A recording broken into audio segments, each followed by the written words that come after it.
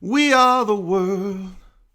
We are the illegals. We are the KGB. We're gonna kill your mom and your dad too. There's a choice we're making. We're saving our own Soviet cryptocurrency. Anyway, welcome. Can everybody hear me all right? It looks like the chat is live. We got a good audience building here, people piling in. We have with us finally on video, not just some lame avatar, but an actual video, as I've got everything ready to go. Now, we have Mark Hackard. How you doing, Mark? How you doing, Jay? I'm doing great. That's good audio. You're coming in clearer now. Okay, that's good. Yes, everyone's asking me about Homeland. I have not watched Homeland, so I don't know anything about other than I know that Claire Danes does whatever the CIA tells her to do in that show, and that show was consulted by the CIA, and quite a bit of messaging was embedded into Homeland. I remember reading articles over the years about the series, but I've still never watched it. Did you ever watch that one? I just saw bits and parts.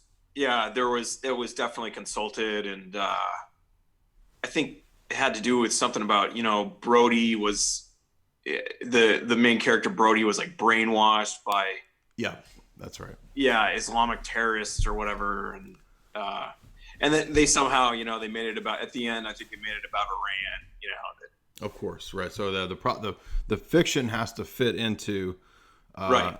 the narrative. Everybody says my audio is always low. I don't know why my audio is low. Is that better? Yeah. Can you guys hear me okay? Let me turn this up as much as I can. Is this better?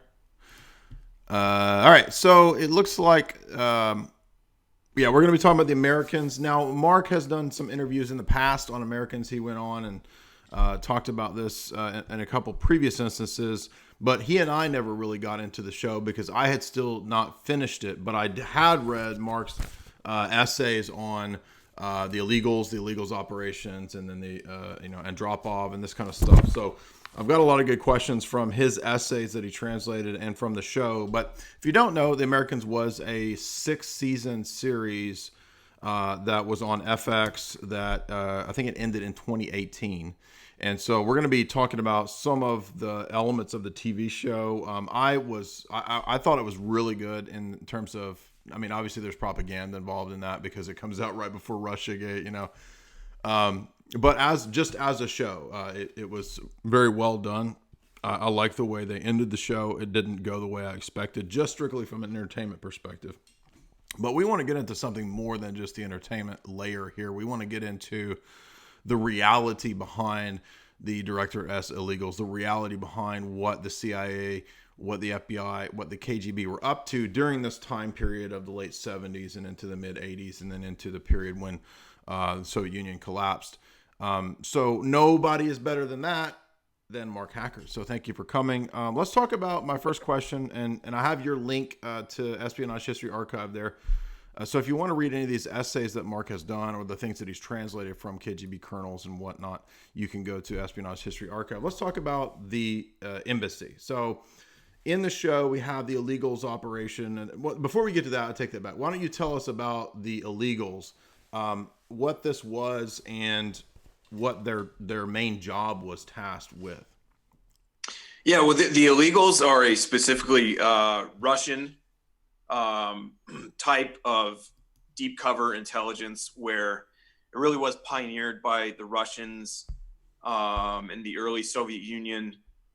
And so an illegal is basically a deep cover intelligence officer that is not operating under diplomatic cover or anything associated with official Soviet and now Russian institutions overseas. The embassy, the consulate, maybe one of the press agencies, or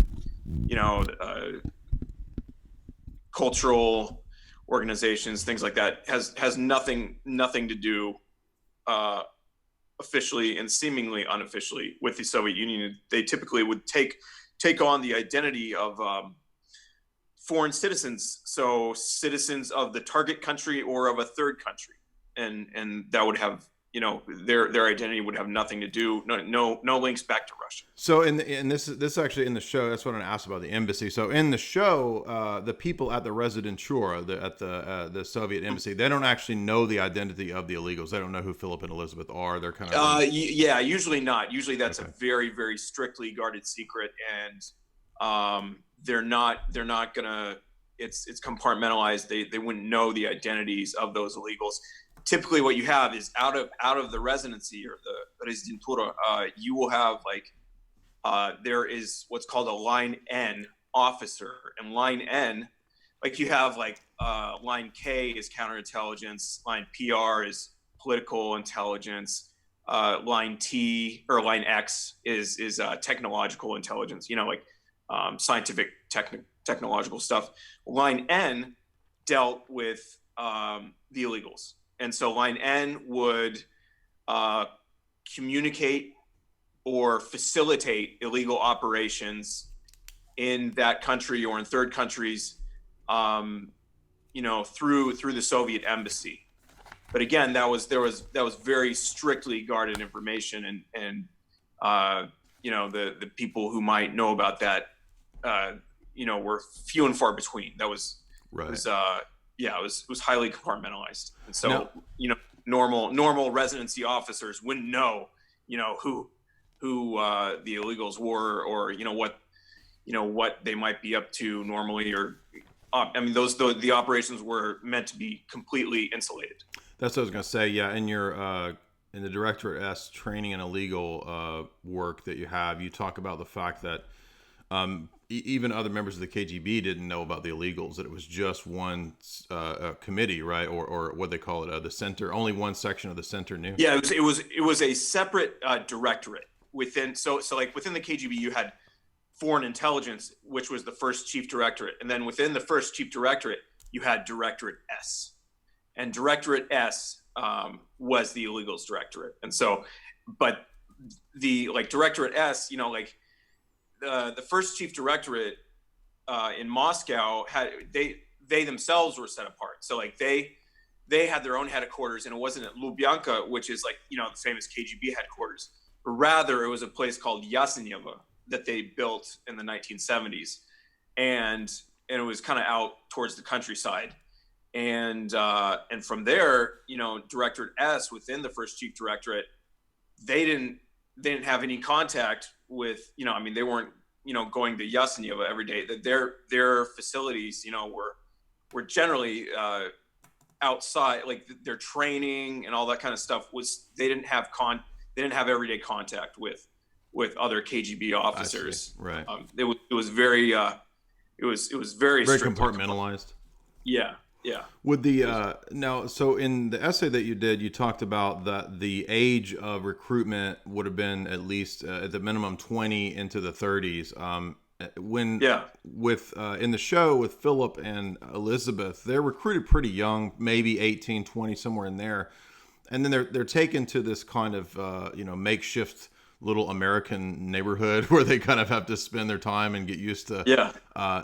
Was that fairly real, or was that something that they? There was always that rumor during the Cold War that there were like these kind of these fake suburbs, fake American cities, or not entire cities, but yeah, you kind of like these towns where they would train and learn, get kind of acclimated to the operational environment in the West.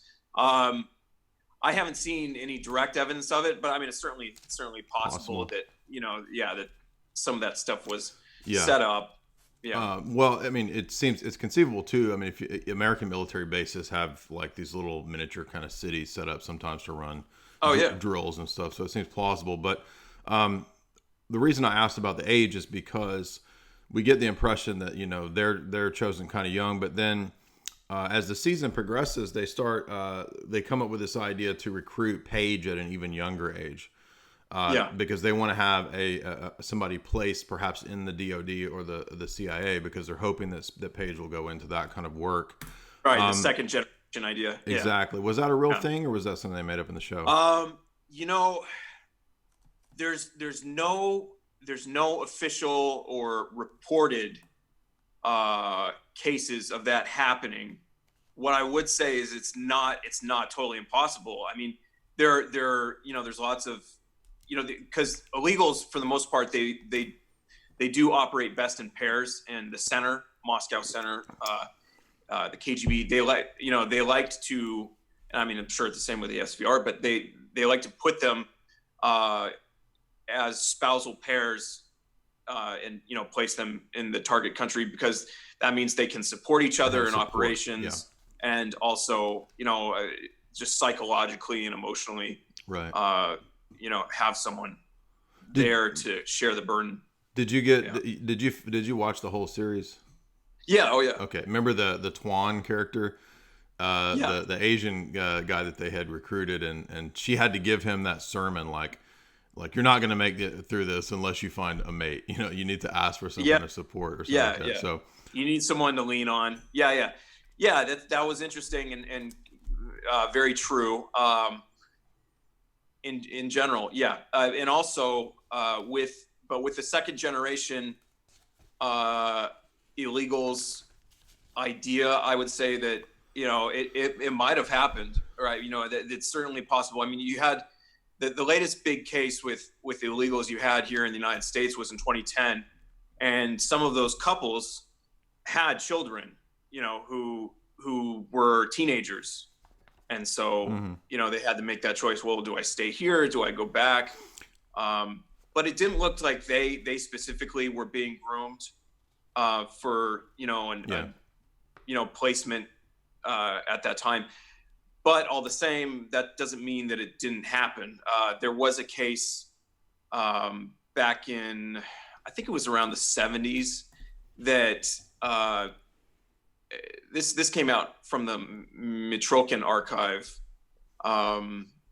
but there was a kid I think it was in the United States, but there was a kid who, I think he had communist parents or something, and he was reading Kim Philby's autobiography, My Secret War, and he got really excited about the idea of becoming, a Soviet agent, and they even sent out, they even got in contact with the KGB, but then ultimately they got cold feet or whatever and decided not to go through with, the full training. But kind of interesting. So there's, it's not totally excluded that because the cases we know of are only those that have been, been blown basically by Western counterintelligence services, or the ones that Russia has revealed, or that the Soviet Union in its day has revealed, and there, it just remains to be seen. There are other successful cases we don't know about where that might have well happened. Right. Okay. No. Interesting.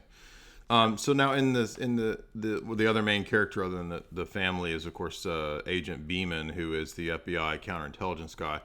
Would the FBI at that time period? Now we know they would have been like the Aldrich Ames type cases. Was that was 80s, wasn't it? Yeah, that was the 1980s. Okay, yeah. So would they have known about the illegals operation in the 80s, like Beeman eventually figures out? They would have known. Yeah, they would have known about illegals. Certainly, the first big illegal caught in the Cold War period was in the late 50s. Rudolph Abel in New York, and he was a very big fish, and he was basically the head of a network that extended across the United States. From East Coast, and then there was a residency, an illegal residency in Chicago and one on the West Coast. And he was caught, but he didn't really, he didn't give it. He was an interesting character because he was from a German family that settled in England and then went back to Soviet Russia.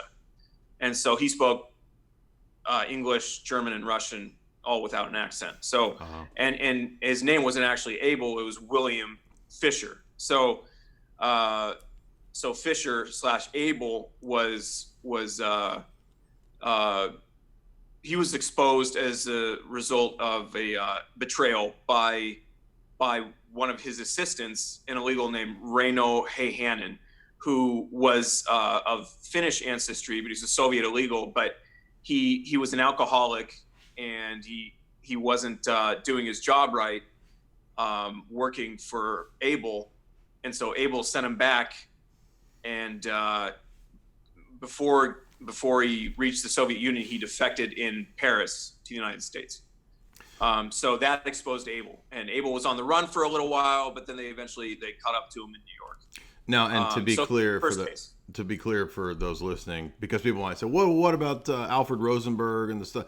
This is different than just spies, right? Yeah. This is a specifically elite trained specific type of intelligence officer, right. Not just agents, that are being run by the intelligence officer, but illegals are elite intelligence officers. So the FBI knew about the illegals program, and they had a very they knew that these guys were very, very hard to detect and catch, and it really is like the needle in the haystack analogy. That's pretty much what they're up against. So the way that we see Philip and Elizabeth recruiting assets in the film, is this exaggerated, or in the show, is it exaggerated, or is that kind of pretty much how it went down? I mean, would they have been making those? I would say it's certainly exaggerated and kind of stylized, right? But there are lots of good moments and lots of good examples of recruitment, and they show a lot of recruitment techniques and use of different hooks, in order to like methods of assessment, and then ultimate recruitment.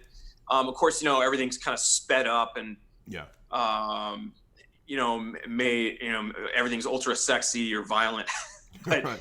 But no, it is in that regard, dealing like running agents and aspects of assessment and recruitment, talent spotting, that's pretty remarkably accurate in a sense of showing the principles of it. Everything's kind of sexed up, but all the same, it's still, they do a good job of that. One thing that is interesting is I think in the essay that you wrote is that somebody couldn't be too much of a skirt chaser, right? That's one of the qualifications in the illegals training essay that you have.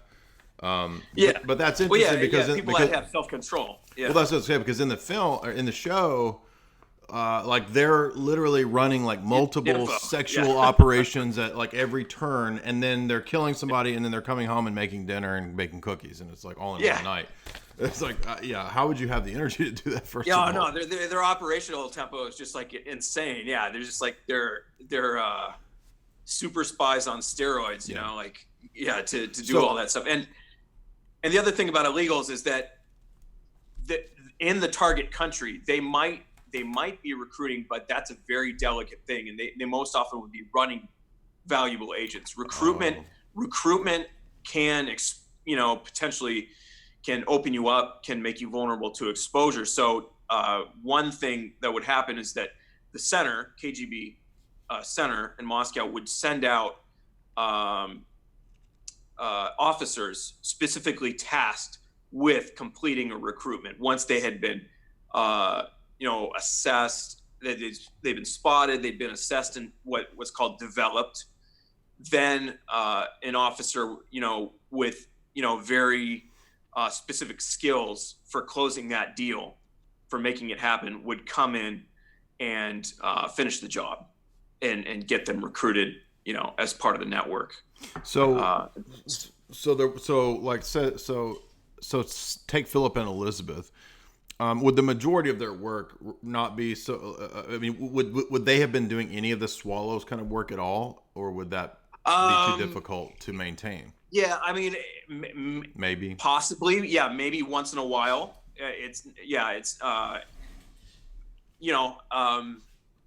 If a specific officer had that, that kind of talent per se, but again, it's a very it can be very risky, and it can open you up to exposure. So that's they would the network they managed, they would have a couple assistants, and maybe they could set something up through there. Or for these specific recruitment operations, again, Moscow Center would send. It was the first department within Directorate S was this special reserve of illegals who did shorter term assignments across the world for Moscow. They'd be sent out on these missions, complete them, and then return. So instead of the longer term, because an illegal pair might be in their country, in their assigned country, for 20 years, 25 years, even.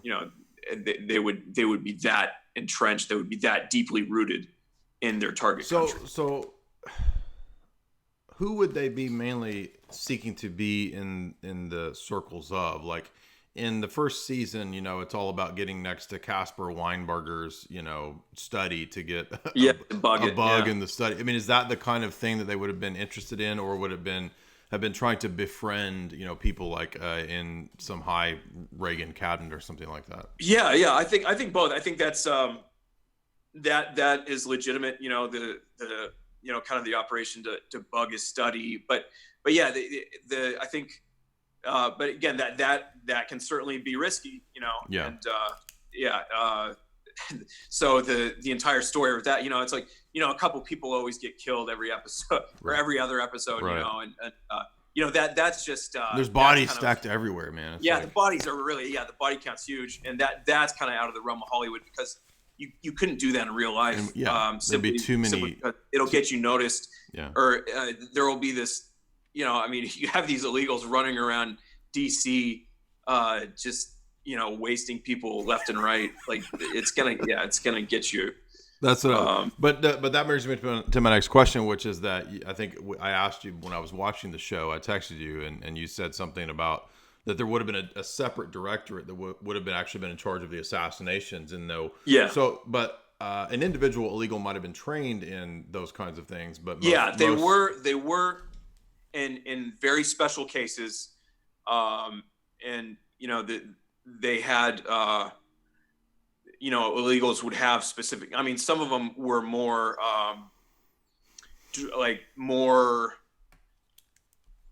what's the word?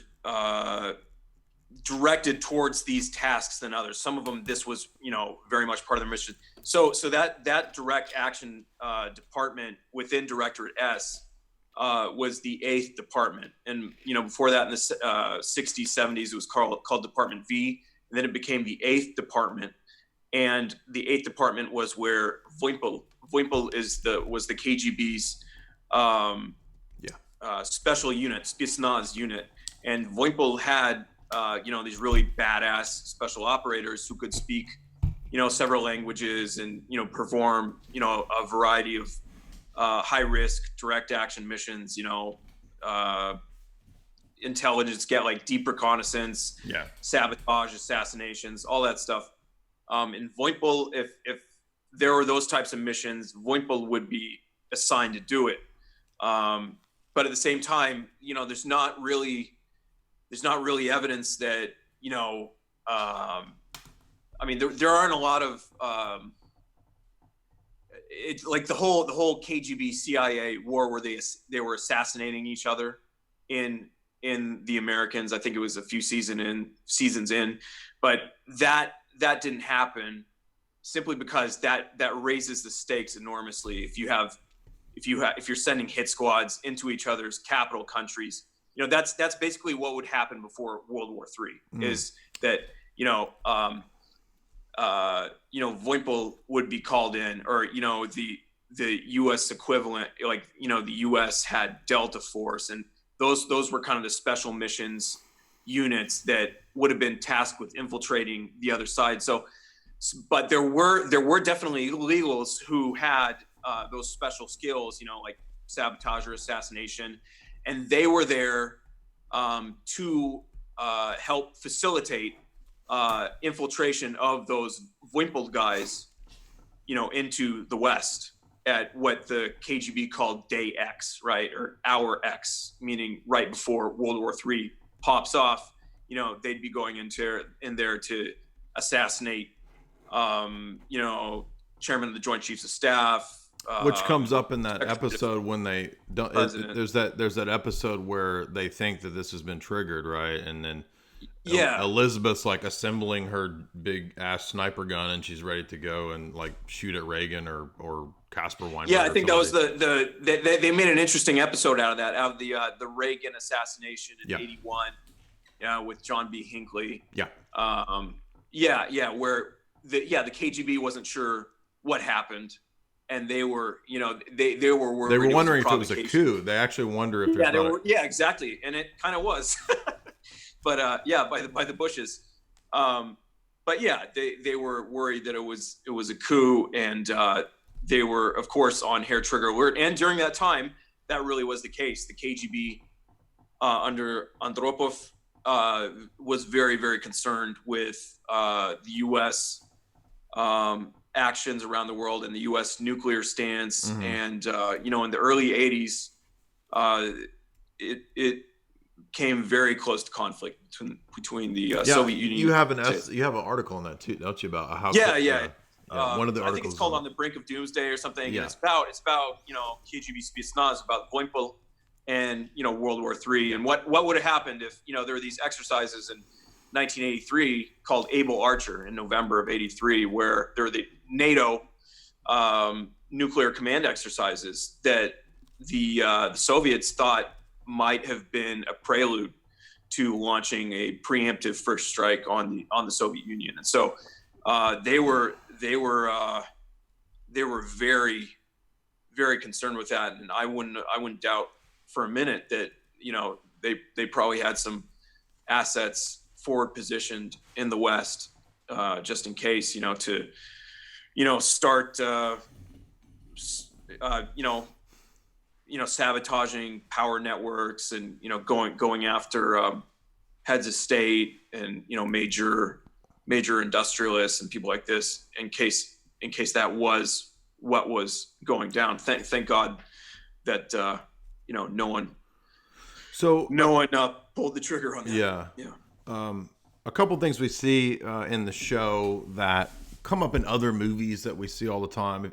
I don't think you saw it, but there's a sequence in that propaganda movie Red Sparrow with J Law, where she's taught her sex operative stuff, right? She's kind of trained to be this kind of to use the Fritz Springmeier conspiracy terminology, a beta sex kitten. Yeah. And then we also see a similar kind of traumatization with Elizabeth, where she's taught to be, she's traumatized when she's raped, and then the guy, is training her to be an assassin and to fight. And, it's like, oh, well, now you can use your rage because I raped you. Now you can use your rage to be a killer and all this stuff. So what I'm wondering is that how real would the Swallows training have been? I know you were saying that probably not so much for one of the illegals, but the assassin training might have been. How real for agents or operatives, not even just the illegals, is what we see in films in regard to like the sex operative type stuff or the assassin stuff? There was some of that, but it was kept separate from normal intelligence training. It's kind of unclear during the 30s. The NKVD was known to use prostitutes, and kind of have this special stable of prostitutes that they used for that specific purpose. And then not only prostitutes and kind of girls who were on the fringes of society, but also ballerinas from the Bolshoi, right? Really? Okay. That they were very popular with foreign diplomats and VIPs from abroad, and so they could get information. They could get information. They could make lots of introductions, and potentially be used in those honeypot type operations. Yeah. Now, that's interesting because we always hear from, like you watch these YouTube videos and the CIA person is always like, well, that's always what Russians did. We would never engage in those kinds Oh of things. no. Yeah. Oh yeah. It was like Epstein's Island. Yeah, we would never engage in Yeah. that in the West, right? Yeah. So, was there a CIA version? I mean, obviously, any country wants to place their spies in the other country, but was there a CIA version of the illegals type of thing? Interestingly, no. What the CIA has had and currently has, they have the NOC program, non-official cover, but typically that involves multinational corporations and people working in multinational corporations who will be planted there as undercover CIA officers. Right. Like Valerie Plame. Yeah. She was the NOC. Okay. So I mean, typically it's Americans. It's certainly there. I'm sure there are foreign citizens too, but never did any Western countries, United States. Why do you or think otherwise. that is? Why do you think they didn't do an illegals type of thing? I think it's a cultural thing. I think the Russians developed a system that worked for them of kind of this deep infiltration and taking on entirely the identity of another an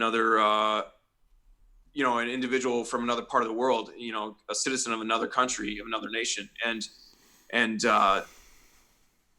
it made detection 1,000 times harder. Now, of course, we live in the days of biometrics and but there, I mean, Directorate S is still active, and so they've adapted, and I'd imagine they're making it work. But yeah, it's kind of a different world than the 20th century, but nonetheless,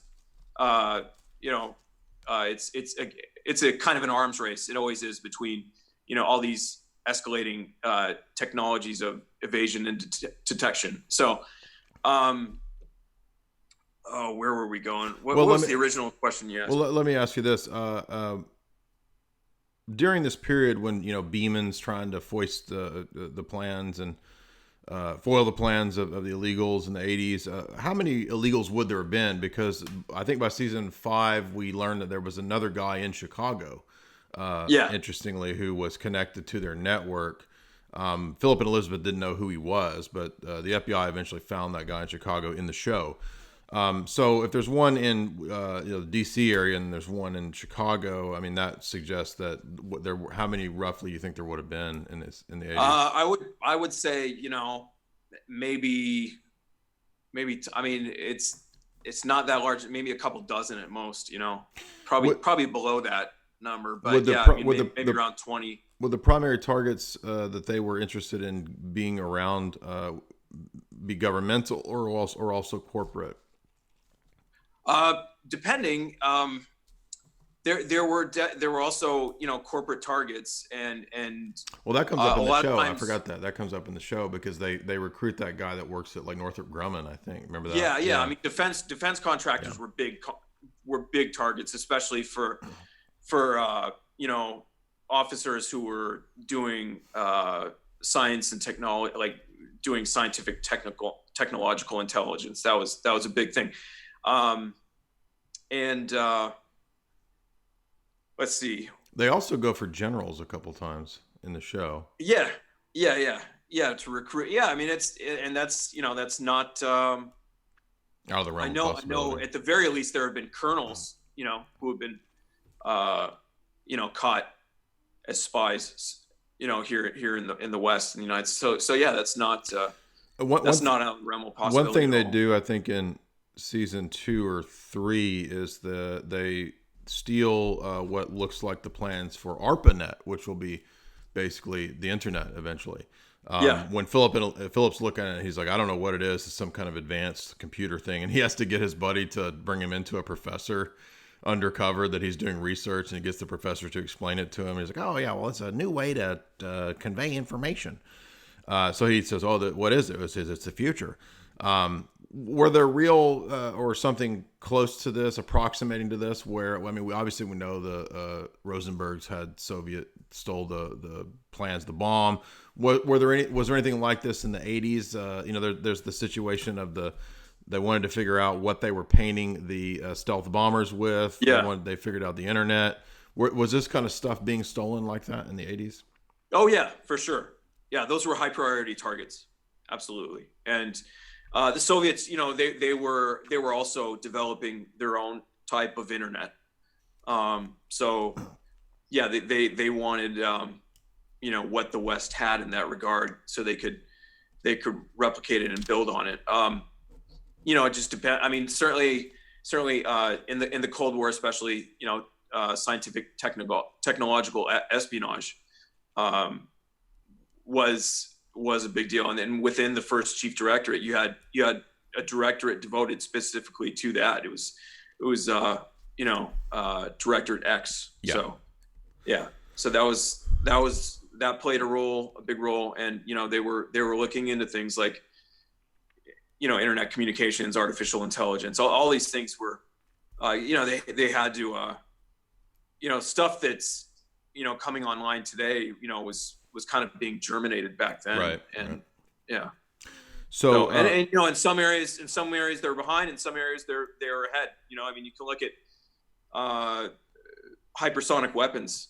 The Russians are way ahead in that, and they kept that a secret for many years. So and now fully those weapons are coming online, and all of a sudden it's the West that is behind on that. So now one thing in the show that was constantly kind of I was wondering about was, so we know in the first few episodes Beeman gets suspicious and he starts snooping around Philip and Elizabeth's garage, and he's looking around to see if there's anything out of order. But Beeman never thinks to check into their travel agency. Now, in my mind, that if you were suspicious that this couple was using some kind of front, I mean, a travel agency would have been pretty obvious. And I mean, yeah, it's a pretty good front, though. I mean, it enables right, a lot of.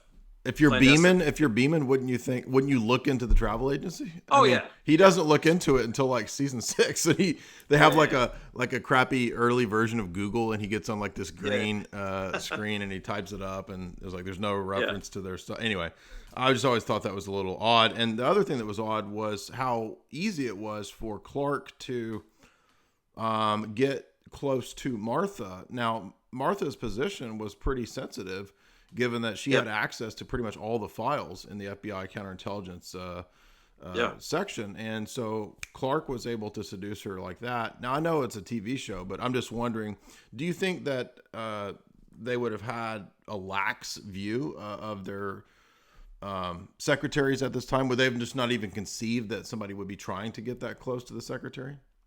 I don't think so. They definitely knew about it. But it's not inconceivable that would happen. Let's go back to the first one about the travel agency. So with illegals, they were expected to basically create their own business without financial help from Moscow. So that they had to create a business. I mean, of course there were failures in that regard, and sometimes they needed extra assistance, but they typically were tasked with starting a business and making it function and run at a profit, so that would provide a good cover for their operations. And because of that, if Beeman, if that's what they did, say with the travel agency, if Beeman looked into it and he couldn't find anything untoward, with the finances, True. Or just financial flows and money, like everything looked like it checked out. Yeah. Well, that's the way they would do it. So there was an example of an illegal named Conan Malodi, and Malodi was caught by British counterintelligence in the early 60s, and he was running an agent at the at British submarine base, I think near Porton Down. But Porton Down, I think, is the chemical weapons facility. Anyway, He was running it, a British naval officer. And Malodi was a Russian who spent time in the United States when he was a kid, and then went back to the Soviet Union. This was before World War II. Then during World War II, he was in reconnaissance, doing reconnaissance missions, intelligence type stuff. And then he was trained to be an illegal, and he went to the UK. Oh, he went to Canada, and then he went to the UK. So that's how he kind of created his identity, is Gordon Lonsdale, this Canadian guy, Canadian businessman. And Gordon Lonsdale, I think he was he had a business selling slot machines, something like that. And he made a lot of money off of it, so much so that he became really successful. And he might have become a millionaire even, but it became very profitable, and again, it made him look like a solid member of the community. So they had to kind of attain some status in the community. That's what I'm curious about, because how would you get next to like these high level policy type people? You can't just do it straight off the bat. You got to become rooted in the country. It takes years, right? And you got to develop contacts. People have to know you, and you basically have to do everything in the open, so that if someone if someone asks about you, then that person can say, oh yeah, he's doing this and this, and they know everything about you seemingly, and that kind of strengthens your credentials. And then what was the second question? We had the tour agent, the travel agency, and then the travel agency, and then I already forgot what I asked. No, it's okay. I forgot to. I was asking about Martha. That seems like they would have had more like eyes on Martha. They would have been more curious about her, what she was up to. Those. I mean, I don't know when they started, but those employees have to take polygraphs. Yeah, they have to do that. But regular intervals. That has a long history. Going back in the Cold War, specifically in post-war Germany, you had a generation of women that had lost millions of men. So you had this proportion of women that were the population of men didn't come anywhere near to matching them. So there are a lot of lonely women. So in West Germany after the war, you had these women who were secretaries in say NATO or in the sorry, I'm thinking in Russian right now. Well, you had an article about one of those Romeos that went exactly. into that operation in NATO. I think it's something like Moscow's Romeo Spy or something like that. So they had what were called Romeos, or they're also known as ravens. These men, and women were swallows, right? But the men were known as Romeos or ravens. And so the KGB and East German intelligence would send their agents or officers to romance and seduce these women in order to gain access to that intelligence. Say this woman was, like a woman was a secretary in the West German intelligence service, right? Galen's organization, or the BFE was counterintelligence. Well, they could gain access to those secrets, by getting her to fall in love. And that's what's interesting, is typically that's very much based on practical psychology, where there's a phrase, men get and forget. So, with women, it's kind of like, and then they move on. Well, women give and forgive, and women are more likely to fall in love and, create emotional attachment. And that enables the intelligence service working that target to, get them to hand over secret materials. Now, and it can be done under, it can be, they don't have to say outright, I'm from the KGB, or I'm from the Stasi, right? It might be, we're from, they could pose as the Brits or whoever. Yeah. One thing that another thing I was curious about, which seemed a little outlandish, was I think in 2 instances they sneak onto bases. Is this really plausible to sneak onto a military base? I mean, that the illegals would be doing that. Yeah, there are cases of that, but it's more it's not as usually it's not as what's the I mean, outright cloak and dagger, right? Like they're dressed in like black and they got face paint on. There are some cases where, say during the early 1960s, the KGB had an agent in Paris, an American sergeant who was transferring highly sensitive top secret information on American nuclear war plans. And so they had to, organize this elaborate operation where, he would, go into these safes in a hardened bunker, and then, it was like in the middle of the night, and then pass them to the KGB officer outside, and all of it had to be done within, so it was kind of like Mission Impossible style stuff.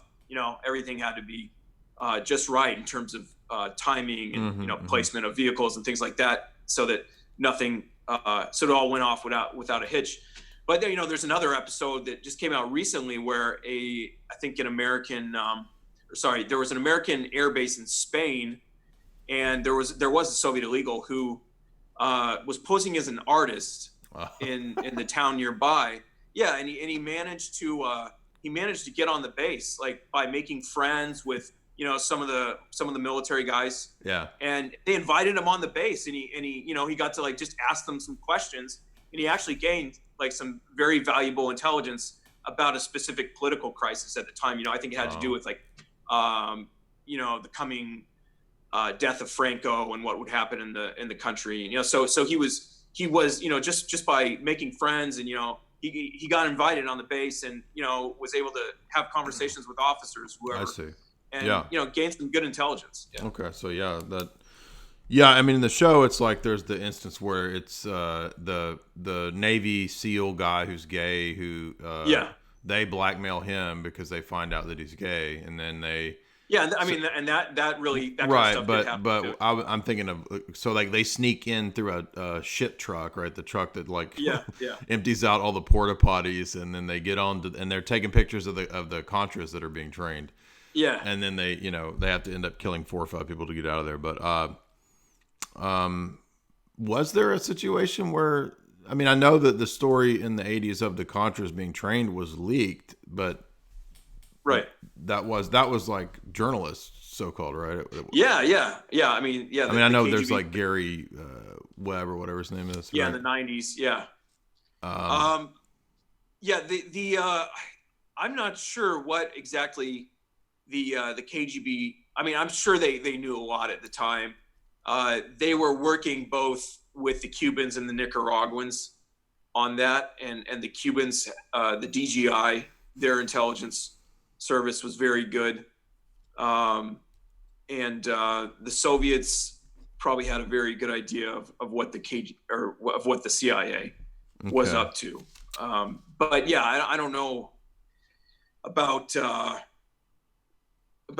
yes, I mean, sneaking onto the base and having to like assassinate a few people. It's pretty stylish. Now do you remember the woman that they wonder if she's a triple agent? She's the defector who loves candy bars and goes on TV and starts yapping about how much she hated Russia and she loves candy bars. And then they're suspicious of her that she is still. Beeman thinks that she's still working for the Russians because now she has access to all these different people, right? Because she defected. Were there any public, high-profile people that they trotted out like this that were fake defectors that you could think of? As far as fake ones, high-profile, I can't think of any.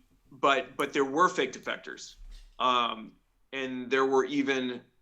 And these kind of operations were few and far between, but even sometimes the KGB would run these fake defector operations. Like I have a book by a guy named Maximov, who was a KGB officer in Canada, and he was pretending to be an agent, a recruited agent of the Canadian Security Intelligence Service, or RCMP, and then it was CSIS. But anyway, of Canadian counterintelligence. And he was feeding them disinformation, and he was kind of arranging for his supposed defection in the future, and in the meantime, stringing them along. So yeah, there definitely were fake, these kind of, plants, that were sent, specifically to, for one reason or another. Well, Philip and Elizabeth do a really funny version of this, where a couple times they've dressed up like they're CIA operatives and they go and talk to the Mujahideen guy. Remember that, when they show up in the car and they're meeting with the Mujahideen guy? He's like, "Why are we meeting in a car?" And then they do that to the Navy, to a Navy guy, to a general, and then sometimes they just show up as if they're like some CPS worker, like she goes to show up as she's just some government nobody worker. Yeah. Was that a pretty common thing that somebody in that kind of a position would have done, is just to play the role of some? I think on occasion it could have happened. But the closer you get to, posing as, say, a CIA officer or something like that, the more dangerous. Again, things get really risky, and you are in danger. You are in greater danger of, getting exposed. But yeah, they certainly had the illegal directorate. They had an entire department. I think it was the second department, dealing with documentation, false identities. Yeah. And that was good. that included, not only the identity that they would take on as their main one in the target country, but also, for these other contingent operations, posing as other people as well. Now, one thing I want to ask you about that comes up in the show is the show's relationship to religion. Particularly the character of Pastor Tim and his relationship to the World Council of Churches. Now, this is interesting because in the West, the World Council of Churches is oftentimes, during Cold War propaganda stuff, portrayed as a big Soviet thing. But then when you read deeper into its origins and you read the Rockefeller biographies and memoirs, they brag about how that they basically created this whole institution. Yeah. So we have two competing narratives of what the World Council of Churches is: a giant communist Soviet thing or a Rockefeller thing. And what I've come to realize is that this kind of a big confab would have been a place where both the Soviets and the CIA, the West, would have been interested in having people planted, correct? Absolutely. Okay. Yeah, everyone was, using it for their own ends. Yeah. So it was kind of an arena where they could, seek some leverage and, get some benefit, extract something. But yeah, to say it was all just, it's all just a big communist front. Well, again, look who created it. Yeah. And then we begin to introduce the character of Gorbachev in the show, not directly, but indirectly, because there's the idea of they're opening up. And Philip and Elizabeth have been in the U.S. for 20 years, and they don't even know what the situation in Russia is like. Ironically, there's a scene that's kind of funny where when they're reminiscing about what Russia's like, they're watching movies.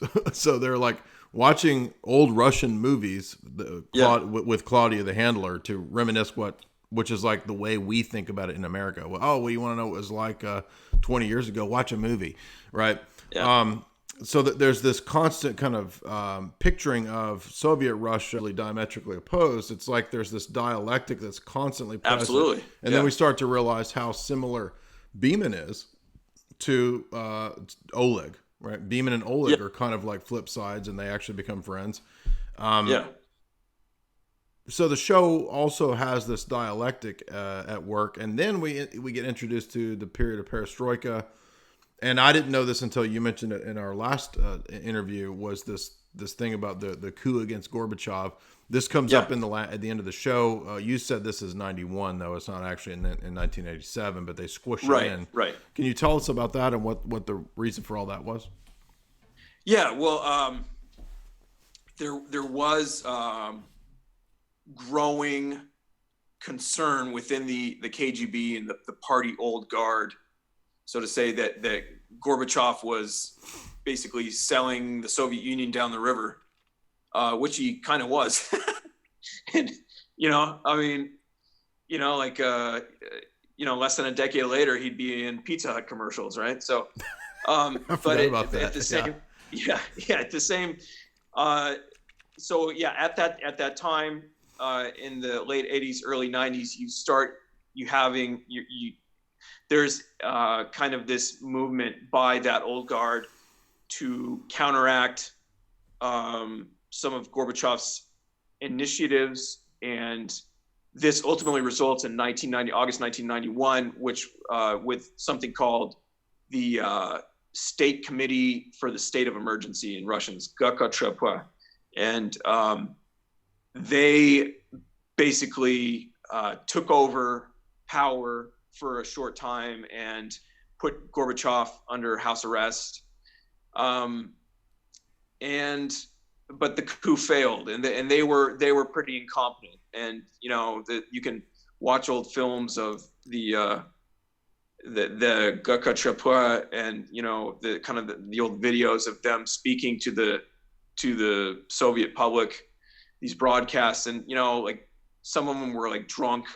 it was very sad, so it was kind of you saw the kind of the degradation, the collapse of the empire, and kind of just a demoralization. No one really believed in communism anymore. Yeah. Does Gorbachev represent just that final phase before Yeltsin comes in and they loot the country? Was there a Western conspiracy involved in Gorbachev, or was he just kind of the end result?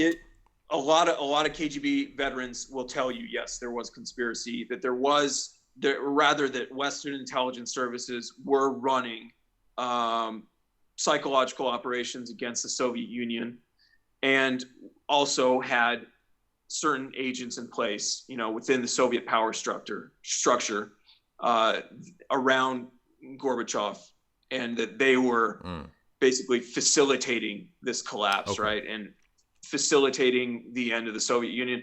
There are lots. There's lots of KGB guys who basically say something to that effect, and they're not.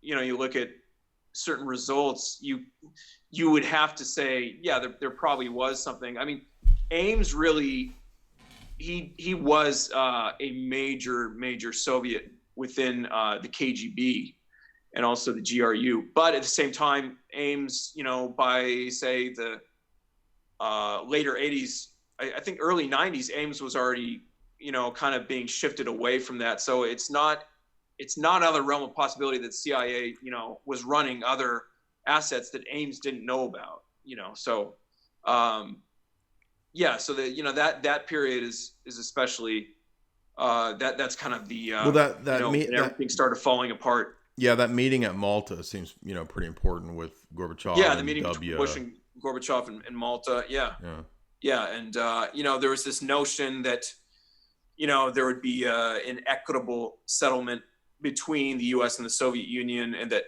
NATO wouldn't expand east. But of course, that didn't happen. And the Bush's New World Order, that was kind exactly of right.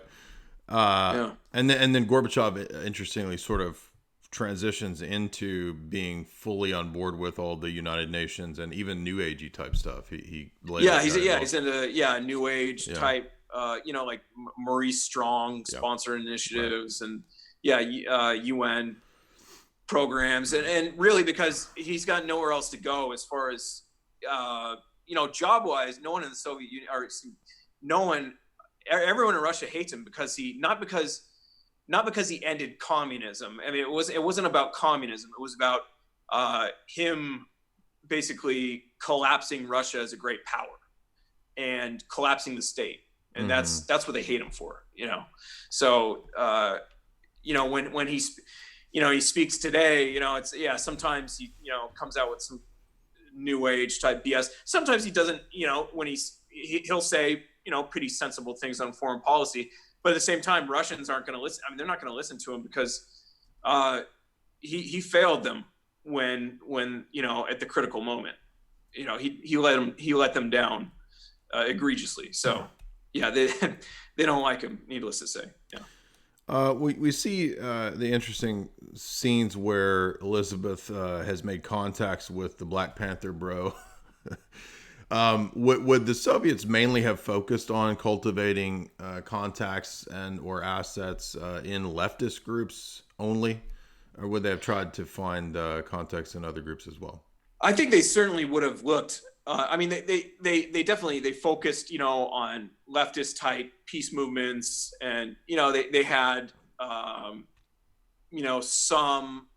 They certainly took a look at the civil rights type movements and the Black liberation movements, but it wasn't some deep partnership or anything like that. The FBI had those domestic movements well under its control, Right. as far as Right. not letting them get out of hand, and Through COINTEL.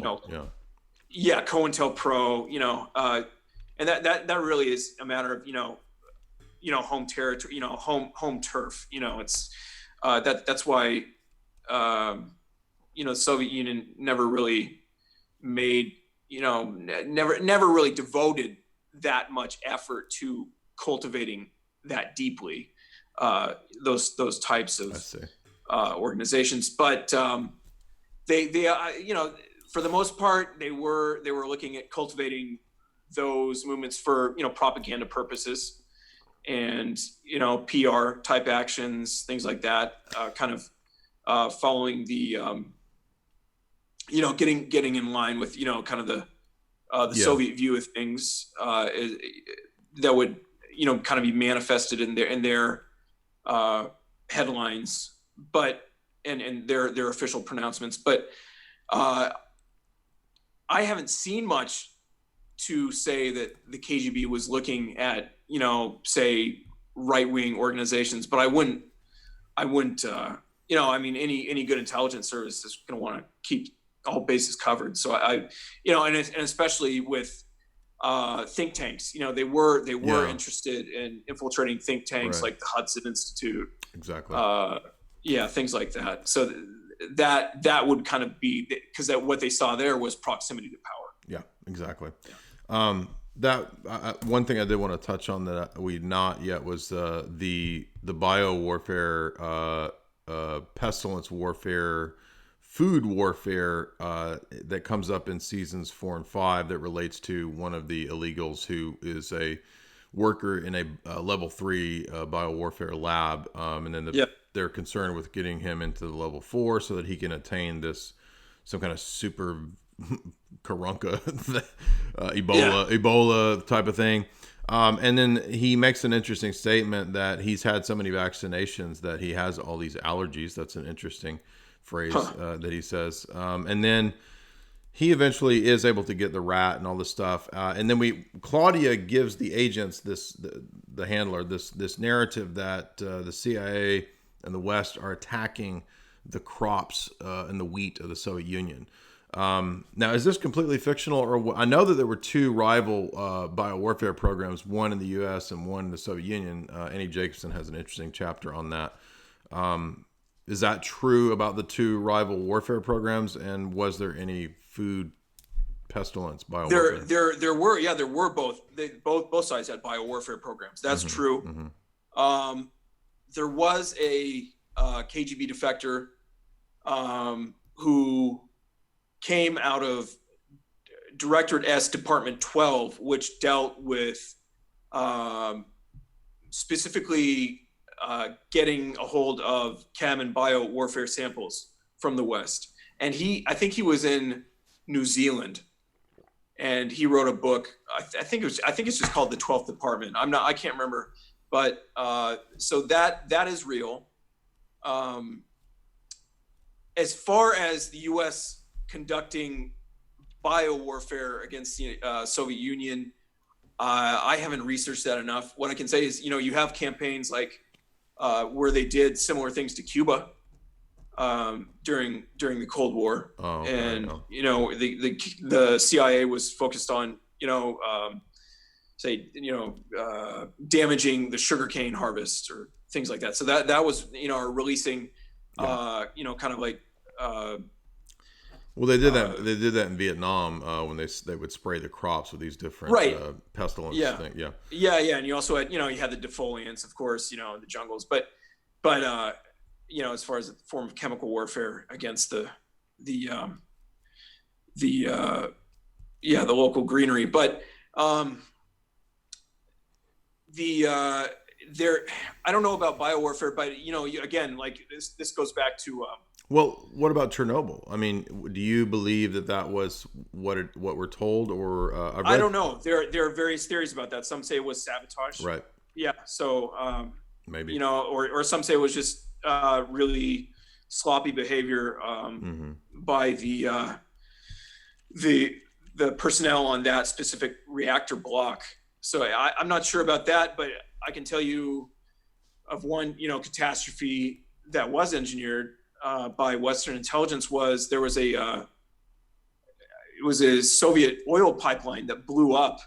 I think it was in 1986, and that was a direct result of disinformation fed by the West to the KGB's Directorate X, their scientific and technological intelligence directorate, and it had to do with a specific Soviet KGB colonel named Vetrov, and he was recruited by French counterintelligence, and then he was basically kind of put on loan to the CIA, and so the CIA was feeding all kinds of disinformation about to kind of provide an answer to Soviet requests for specific models of technologies that they wanted, and this included stuff in the energy sector. And so, as a result, the software that the Soviet Union was using was deliberately sabotaged, and it resulted in an enormous explosion of an oil pipeline that could be seen from space. And it was a disaster. And so that's an example of kind of this economic warfare. Right. Yeah. Exactly.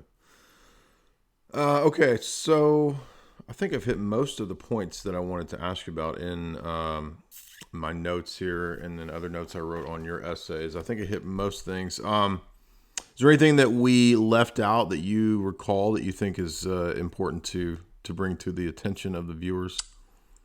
Well, I will be getting around to this, but just this year in January, the SVR did release the names of 7 new illegals that that were within the KGB's first chief directorate and the SVR Directorate S, or KGB Directorate S, where they had been previously unknown, and so they're revealing bits and pieces of information about them, kind of month to month, or kind of coming out with new stories, new revelations. And one of those was a guy I had written about. I'm pretty sure it's the same guy. It's an article I wrote called "Moscow's Master Spy in Japan." And this guy was we talked about it before, but yeah. Long story short, a Japanese man disappeared in 1965 in Japan, and in a town in Japan. And then a year later, he reappeared. A year later, he's training Ralph Macchio. Yeah. Mr. Miyagi. And his name, is none other than Mr. Miyagi. But no, really. So this Japanese guy reappeared a year later, but it wasn't actually the same guy. It was a Soviet illegal who took on his identity. Oh yeah, that's right. I remember this now. Yeah, in 1966, and then from there he was there until, I mean, the accounts vary. It's either and this is what doesn't necessarily match up, but he was either there until 1989 or 1995, and was posing as a Japanese guy. So the Soviets had an officer of Asian extraction, we don't know, but who successfully posed as a Japanese man and was running a network there and running agents and gathering intelligence. Well, it turns out that it's probably the same guy. They revealed this gentleman. His name was Yevgeny Kim, and he was a Korean, an ethnic Korean in the Soviet Union. And he began working, serving in the KGB in 1962, and then in '66 he was sent. The SVR says, to an unnamed Asian country with a tough operational environment. It was probably Japan. That's what matches up anyway. And so, he could have been just sent to Korea, but it looks like he might have taken on. It kind of matches. He could have taken on the identity of a Japanese man, and so wow.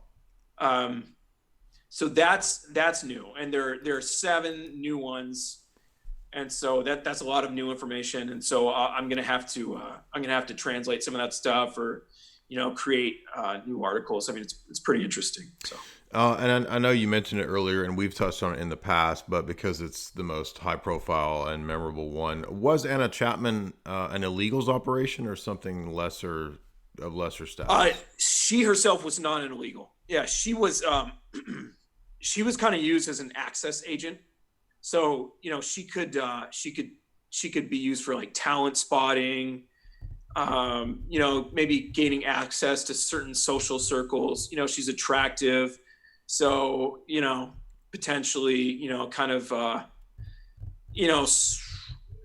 swallow type stuff. Not necessarily that she was like a sex bot or whatever, but rather just that she could make these social connections and kind of gain entry into certain circles, right? Yeah. Just by who she, and because Chapman was, even though she had the name Anna Chapman, she was a Russian girl, and she spoke with a Russian accent, right? And she wasn't like, that's right. So she wouldn't have been an illegal. She would have, yeah. She wasn't an officer. She was at most, just kind of used for here and there little tasks, and the FBI tricked her into responding to a request for help, that it was supposedly the SVR, when it was in actual, she's, oh yeah, I'm down, let's do it, and it was in reality it was the FBI. Yeah. Okay. Yeah. All right, well, let's go to some super chats here, unless there's anything else you want to bring up. I think that's good. Okay, Aaron Vellen for £2. He says, "Thank you for introducing me to Orthodoxy, Jay." Well, thank you, Aaron. I hope you are continuing that trek and that you find Orthodoxy convincing. Daniel Thorson 499. He says, "Jay, I'm 30 years old, suicidal. I lost everything in my life due to an autoimmune disease. Your channel has helped me a lot. Thank you." Well, I am honored to hear that, and God have mercy. Lord have mercy. God bless, and I hope that maybe you check out, if you have autoimmune issues. I've had autoimmune issues. Maybe a carnivore keto diet is something to look into. Check out. Go to Orthodox Church. Yeah. Oh, that's true. I just meant in terms of the physical health. Of course, but definitely go to Orthodox Church. Jade Masquerade, $5. Thank you. The message is retracted. Troy Sampson, $10. I just don't get it. If the world is overpopulated, why don't the people making a fuss kill themselves? Well, because it's not overpopulated by them; it's overpopulated by us. So yeah, see, they always say it's too much of you, just enough of me. Yeah, right. Yeah, Ted Turner's got like 7, 8 kids, but he says everybody else needs to die. But everyone else has to offer himself. Yeah. All right, I don't see any more. If you want to read more of Mark's essays and translations, you can go to Espionage History Archive right there. And I know you've been kind of batting around the idea of a book. Do you think that'll happen? Yeah, and especially with these new releases of the new officers, new illegal officers that have been kind of put out in the media by the SVR. I was thinking about just doing one. Maybe that could be a separate book, but I think there's lots of room for kind of like dossier style, like shorter biographies of a bunch of them, kind of like these all these illegals that have been revealed in the history of Yep. Soviet intelligence. I think there's enough that would make a pretty good book. Yeah, definitely. I mean, your work is great. I encourage everybody to go check it out. And also the older stuff. We all love your work, man. So thanks. Well, all the older stuff too at Soul of the East, the Ivan Ilyin translations are all necessary reading as well. And the last thing I want to say about the TV show was that I believe it did have CIA consultation as well. I think I read that. Yes. I mean, surely. I think it was consulted, and it was also the director or the producers. I mean, they were actual CIA officers at one time. The other interesting thing about it, and there's not a lot of it, but it's still there. There is a little bit of esoteric symbolism in the Americans. You go back, you look at their addresses. Mm-hmm. The Jennings, the illegals, Philip and Elizabeth. Well, they have owls. They have owls everywhere in there. Yeah, they have owls all over their kitchen. And the owl is actually used by SVR to the owl is kind of a symbol of like new intelligence officers. So yeah, they have a specific, like a little lapel pin of an owl that indicates new officer training. Interesting. But the owls are in the kitchen at the Jennings. That's interesting. And they also have a lamp that's owls. They have an owl lamp in there. Yeah. Oh yeah. And then if you look at their addresses, the Jennings are 22, and the Beeman is 33. So, yeah. Excellent. And I'm sure there's more too with, did you notice too, the end, spoiler alert, I'm not going to tell anybody what happens, but the show ends in McDonald's and then they go to Moscow. That was interesting. Yeah. That the parallel of what's the most American, them sitting in the parking lot of McDonald's. And McDonald's. McDonald's. And then this for the final sequence when they're looking over the bridge at the city of Moscow. So an interesting comparison of the two, like the last time they're in America is McDonald's, and then they look at Moscow. Anyway, So thank you guys, thank you Mark. Everybody, come back and subscribe to the channel, follow Mark's work, like, thumb, all that stuff, and I will talk to you all soon.